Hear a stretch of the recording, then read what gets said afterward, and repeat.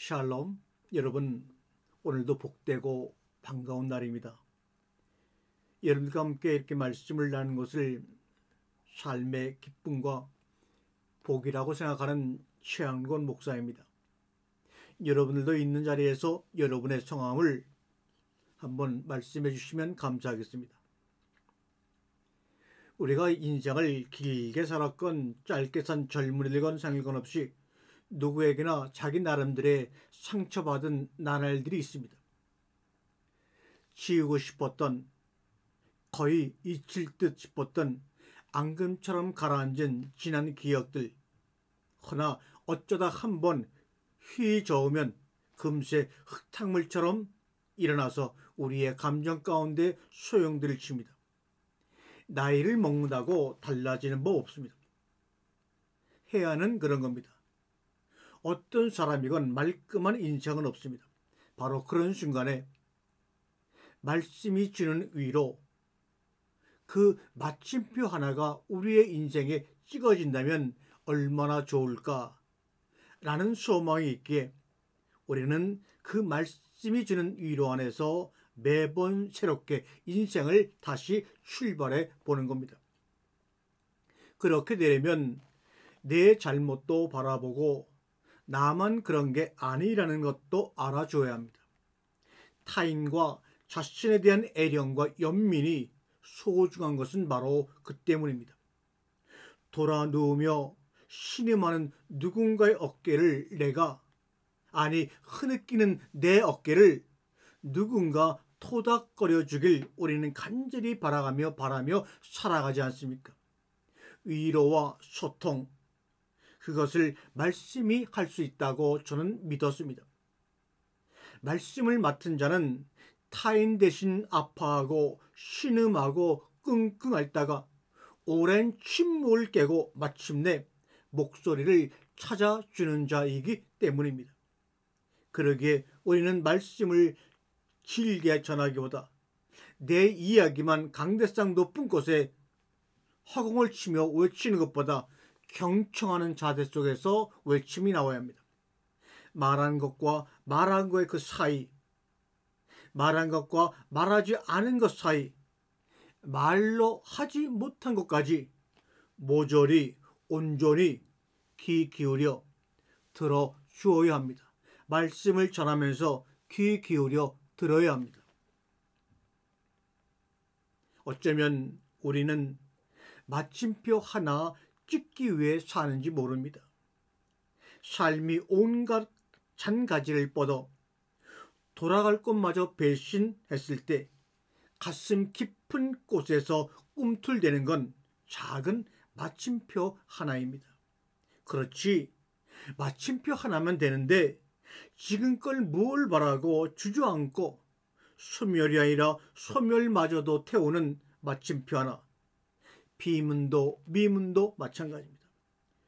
결국 한 번은 찍어야 할 마지막이 있는 것 아닙니까? 다음 문장은 그 뜨거운 심령부터입니다. 아무리 비루한 삶에게도 마침표 하나, 이것만은 빛나는 희망이 될 것입니다. 말씀이 주는 위로는 바로 이것입니다. 그렇습니다. 마침표 하나 찍는다고 생각하면 여러분 아니 됩니다. 마침표 찍힌 문장, 저마다의 존재 이유와 역할이 있듯 크든 작든 잘났든 못났든 모든 마지막은 눈물겹습니다. 여러분, 마지막은 패배가 아니라 매짐이지요. 행여 다음 문장을 또 쓸 수 있다면 더 빛나는 희망이겠고요. 그러기 위해서라도 이제 정말 마침표를 찍어야겠습니다. 하염없이 듣겠습니다. 그대의 목소리와 그대의 침묵까지도 말입니다. 왕년에 젊은 사람들은 잘 모르겠습니다만은 왕년에 릴리 시스터즈가 불러 크게 히트한 노래, 영화 행복에서 배우 황정민이 더듬더듬 기타를 치면서 임수정에게 불러준 그 노래, 이 정도면 기억이 나시나요? 짝사랑입니다. 짝사랑이 바로 그런 식입니다. 왜 그런지 가슴이 두근거려요. 왜 그런지 가슴이 두근거려요. 그이만 보면 설레이는 마음을 달랠 길 없어. 짝사랑하고 있나봐요. 왜 그런지 가슴이 두근거려요. 그이만 보면 설레이는 마음 달랠 길 없어. 짝사랑하고 있나 봐요. 또 주현미 씨의 짝사랑이라는 노래도 그렇습니다. 마주치는 눈빛이 무엇을 말하는지 난 아직 몰라. 난 정말 몰라 하더니 가슴만 두근두근하자 이내 깨닫는 것 아닌가. 아, 사랑인가 봐. 우리 인생은 살아가면서 사랑 안에서 시작해서 사랑으로 마무리합니다. 그 사랑의 출발점이 바로 출산과 탄생입니다. 그리고 죽음, 그 신비한 두근거림입니다. 출산과 탄생으로 시작하여 죽음의 그 신비한 두근거림이 바로 사랑으로 하나의 결합이 되는 것입니다. 우리 생애에서 가장 먼저 두근두근이 등장한 것은 어디일까요? 네, 태중 아이가 엄마 뱃속에서 엄마와 자기 자신의 심장 박동을 느낄 때 아닌가요? 그 순간은 이렇게 묘사될 수가 있습니다. 시간은 계속 흐르고 축축하고 어두운 공간 속에서 내 몸은 자꾸 자라난다. 주위에서 쉴 새 없이 쿵쿵쿵 하는 소리가 들렸습니다. 나는 그 소리를 귀가 아닌 온몸으로 들었습니다. 그리고 지하 벙커에서 모스 부호 해독에 열중하는 병사처럼 내 주위를 감싸는 그 떨림의 실체를 파악하려 매우 애썼습니다. 그리고 그 암호는 다음과 같았습니다. 두근 두근 두근 두근 두근 두근. 이해되시나요? 두근두근은 우리가 그가 최초로 들은 귀가 아닌 온몸으로 들은 소리였습니다. 태중의 아이들은 귀로 엄마와의 교감을 두근두근의 소리를 귀로 들은 것이 아니라 온몸으로 들었다는 것입니다. 그것이 바로 떨림이고 암호입니다.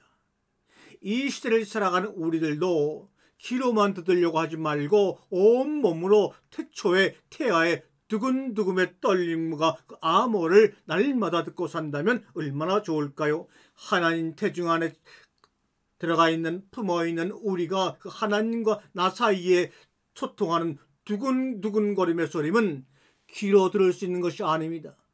온 몸으로 떨림 가운데서 들어야 눈이 열리고 보이는 것입니다. 이 두근두근, 이 떨림, 이 암호, 이 리듬과 비트가 전하는 메시지를 전달받으며 우리는 엄마의 뱃속에서 세포들이 자라났습니다.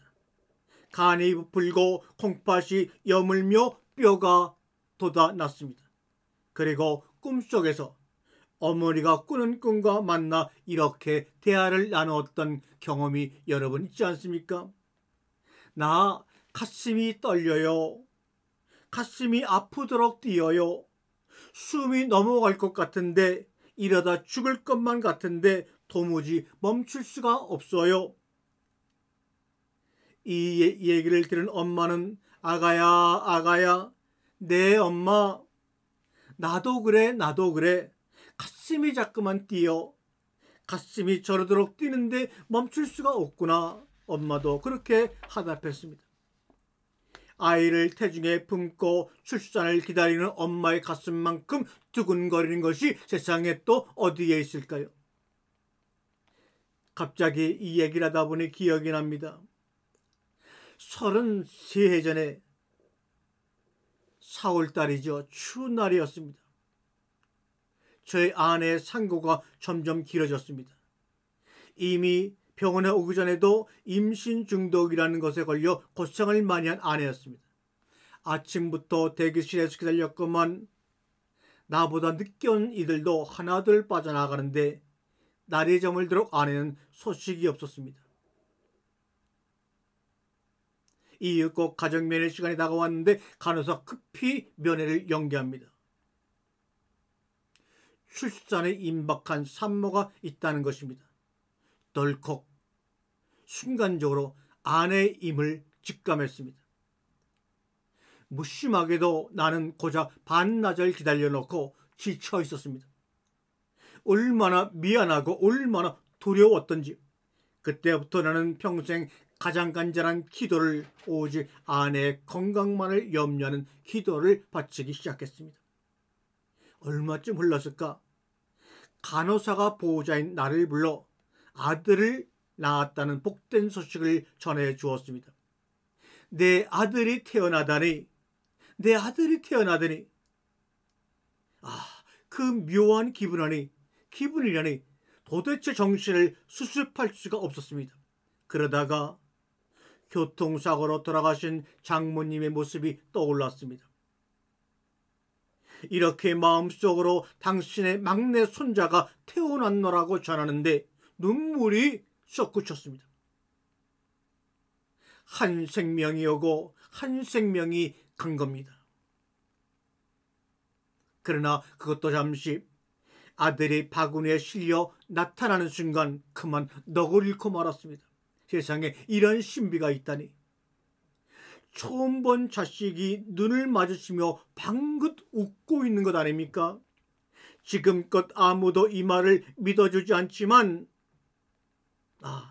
아들 첫눈에 반한 내 사랑아, 한바탕은 그 색도 아내를 잊을 뻔했습니다. 서둘러 집에 달려가 꽃바구니에 감사와 축하의 글을 써서 회복실로 돌아올 때까지 나 또한 가슴이 저리도록 뛰는데 이 두근거림을 당최 멈출 수가 없었습니다. 30대 중반에도 이렇듯 철없는 남편, 준비 안 된 아비였는데 창세기에 나오는 우리 믿음의 조상 아브라함은 어땠을까?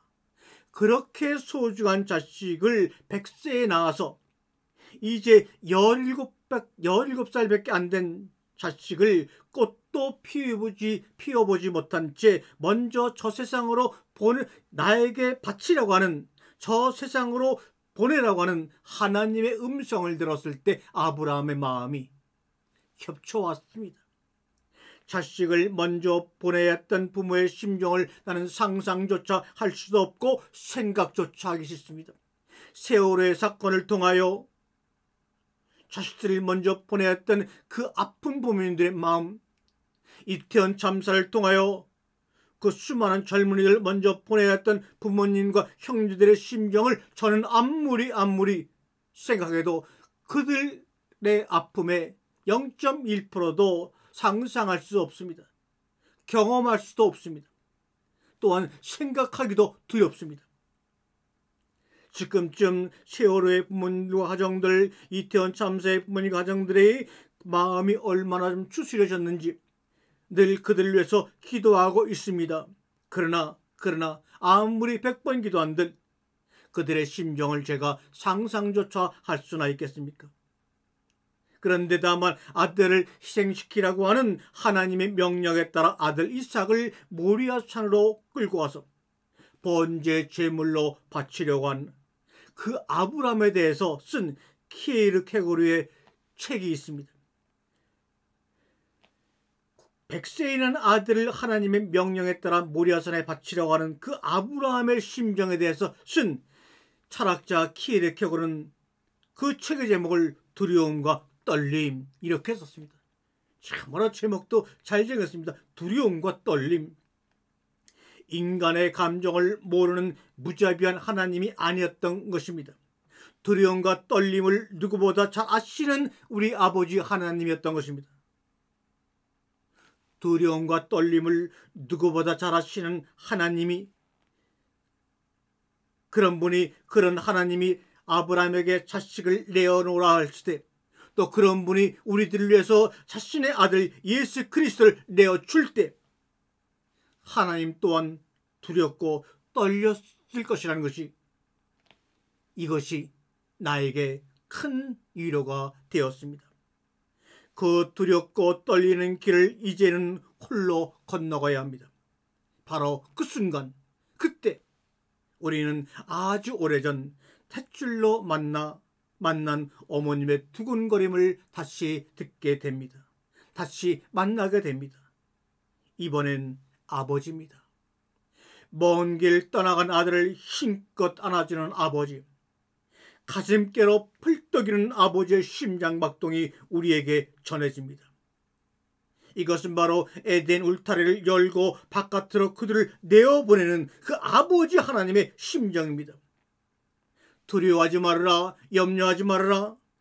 에덴 울타리에 있는 것보다 에덴 바깥으로 나가 내가 지은 창조물을 마음껏 누리며 그들과 소통하며 행복하게 살아다오. 그런 말을 하시면서 아들을 힘껏 끌어주는, 아담을 힘껏 끌어주는 그 순간 가슴께로 떨려오는 펄떡이는 아버지 하나님의 심장박동이 아담과 이브에게, 저에게 지금도 계속해서 울리고 있습니다. 오늘 이 말씀을 듣는 동안 우리는 말없이 서로의 파동 안에 머물러 있습니다. 그 자장 끝 맨 나중에 그려지는 동심은 토성 주위의 고리처럼 우리를 오목하게 감싸 안습니다. 아주 오래전 어머님의 뱃속에서 만난 그 박자를, 누군가와 온전하게 합쳐지는 느낌을 다시는 경험할 수 없을 줄 알았는데 그것과 비슷한 느낌을 줄 수 있는 방법을 비로소 하나 알아낸 기분이었습니다. 그건 누군가 힘껏 안아 서로의 박동을 느낄 만큼 심장을 가까이 포개는 거였습니다. 순간 눈물이 날 것 같았지만 나는 아버지를 아는 팔에 힘을 더 주었습니다. 그러면서 제 마음속에 울림이 왔습니다. 사랑이란 두 개의 심장을 가까이 포개서 그 속에서 두근두근하는 떨림의 소리를 공유하는 것이란다 라고 저에게 말씀해 주셨습니다. 아멘.